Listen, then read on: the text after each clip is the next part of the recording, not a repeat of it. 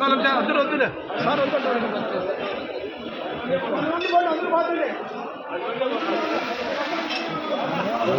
చూడు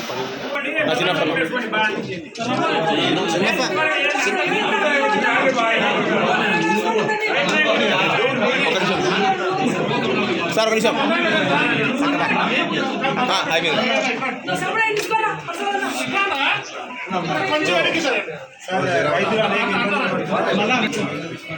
ముఖ్యంగా రైతులకు కావాల్సినటువంటి ఎరువులు రసాయనాలు కూడా అందుబాటులో లేవు. రైతు భరోసా కేంద్రాలన్నీ ఖాళీగా ఉన్నాయి. ఇక్కడే కానీ ఒక పూట యూరియా కూడా సరఫరా చేసుకోలేదు. రైతులు పండించినటువంటి పంటలంతా కూడా గిట్టుబాటు ధర లేకుండా పోయింది. జగన్మోహన్ రెడ్డి గారు ముఖ్యమంత్రిగా ఉన్నప్పటికీ ఇప్పటికీ చూస్తే ప్రతి ఒక్క పంట ఈ పంట ఆ పంట అని కాకుండా అన్ని పంటలు కూడా విపరీతంగా రేటు పడిపోయినాయి. వరి అంతకుముందు 1700 ఉంటే ఈరోజు 1350 రూపాయలు. ఆ రోజు కందులు 14,000 ఉంటే ఈరోజు 8,000 7,000 అన్నీ కూడా 4,000 5,000 రూపాయలు. చీనీకాయలు అయితే ముఖ్యంగా ఇక్కడ పండేటువంటి రైతులు పండేటువంటి చీనీకాయలు 1,00,000 రూపాయల దగ్గర నుంచి యావరేజ్ అంటే 50,000 పోయేది. ఈరోజు 10,000 12,000 రూపాయలు కూడా ఈరోజు పోయేటువంటి పరిస్థితులు లేవు. అరటికాయలు ముఖ్యమంత్రి కూర్చొని ఇక్కడ నుంచి పులివెందుల నుంచి కూడా ఎక్స్పోర్ట్ చేస్తాను, అనంతపురం నుంచి కూడా ఎక్స్పోర్ట్ చేస్తా అంటున్నాడు. ఈరోజు దేనికి రేట్ లేదు.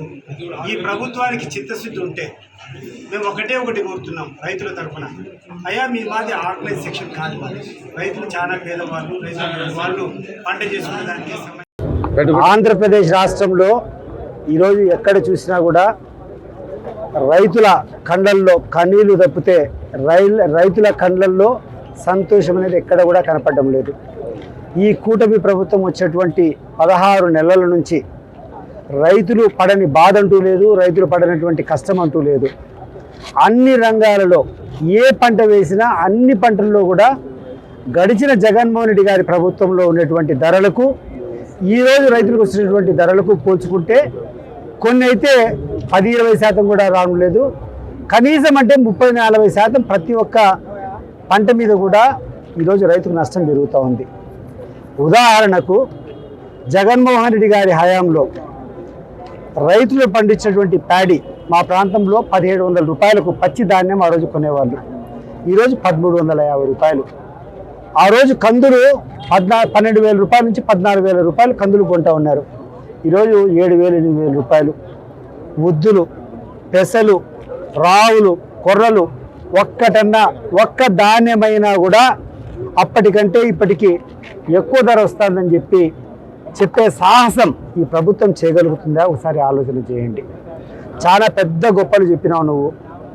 అప్పుడు రైతులకు అన్యాయం జరిగింది, రైతులకు ఎటువంటి న్యాయం జరగలేదని చెప్పి. ఈరోజు చంద్రబాబు నాయుడు గారు మీరు కొన్ని ప్రశ్నలు నేను అడుగుతా, దయచేసి సమాధానం చెప్పు. రైతుల తరఫున జగన్మోహన్ రెడ్డి ప్రతి సంవత్సరం కూడా ఇన్సూరెన్స్ ప్రీమియం కట్టిస్తూ ఉన్నాడు. మీరు వచ్చినప్పటి నుంచి ఈ 16 నెలల్లో ఎక్కడన్నా రైతుల తరఫున ఇన్సూరెన్స్ ప్రీమియం కట్టారా? నంబర్ 1. నంబర్ 2, హార్టికల్చర్ క్రాప్స్ కానీ అగ్రికల్చర్ క్రాప్స్ కానీ ఏ పంటకైనా జగన్మోహన్ రెడ్డి గారి హయాం కంటే ఎక్కువ ఉన్నటువంటి రకాల ఎక్కడన్నా ఒకటన్నా చూపిస్తారా?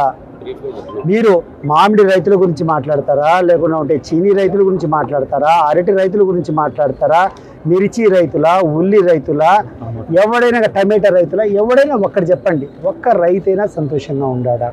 మరి ఇంత దయనీయమైన పరిస్థితిలో రైతులుంటే రైతుల తరఫున పోరాటం చేసేదానికి వైఎస్ఆర్ కాంగ్రెస్ పార్టీ ముందుకొస్తే మీకు అనుమతి లేదు అని చెప్పి నిరాకరించడం నీ నిరంకుశత్వ వైఖరి కాదా?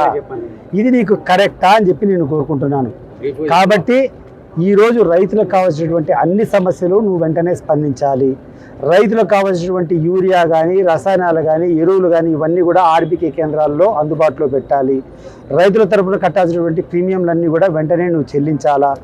రైతులకు ఎక్కడైనా గిట్టుబాటు ధర కాకుండా ఉంటే మార్కెట్ ఇంటర్వెన్షన్ చేసి రైతులు పండించినటువంటి పంటలన్నీ ప్రభుత్వమే కొనేటువంటి చర్యలు తీసుకోవాలి. వీటికన్నిటికంటే ముఖ్యంగా రైతులు చేసేటువంటి ప్రతి ఒక్క పోరాటాన్ని మీరు ఆశీర్వదించాలి, మీరు ఆహ్వానించాలి, మీరు కూర్చొని వాటికి పరిష్కారం చూపించాలి. తప్పితే రైతులను అణగదొక్కేటువంటి వైఖరి మంచిది కాదు. నువ్వు రైతులను అణగదొక్కాల నిరంకుశత్వం ఈ రోజు వచ్చిందో నీ పతనం ప్రారంభమైనట్టే అనేది గుర్తుపెట్టుకోమని చంద్రబాబు నాయుడు గారు.